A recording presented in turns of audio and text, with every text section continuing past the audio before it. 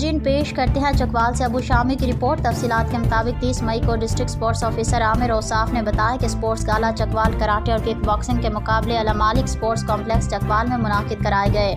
جن میں راولپنڈی، جہلم، اٹک اور چکوال سے کراٹے اور کک باکسنگ کی ٹیموں نے شرکت کی۔ کراٹے کے مقابلوں میں مجموعی طور پر چکوال کی Al Khalid martial arts and women empowerment academy نے 8 گولڈ، 11 سلور اور 6 برونز میڈل کے ساتھ پہلی پوزیشن، پاور سوکویکشن کلب اور راولپنڈی نے دوسری اور دینا جہلم نے تیسری پوزیشن حاصل کی۔ کک باکسنگ کے ایونٹس میں تارڑ کک باکسنگ پنجاب نے پہلی پوزیشن، مددگار کک باکسنگ کلب نے دوسری اور Haider kick boxing club Khanpur نے تیسری پوزیشن حاصل کی۔ مذکورہ مقابلوں کے سلسلے میں تقریب تقسیم انعامات کا انعقاد بھی کیا گیا، جس کے دوران مہمان خصوصی نے ڈسٹرکٹ سپورٹس آفیسر اور تحصیل سپورٹس آفیسر کے ہمراہ پوزیشن ہولڈرز، کھلاڑیوں اور آفیشلز میں میڈل، ٹرافیاں اور شیلڈ تقسیم کی۔ ادارے سے منسلک زیر تربیت دیگر بچوں اور المددگار فاؤنڈیشن کے بچوں نے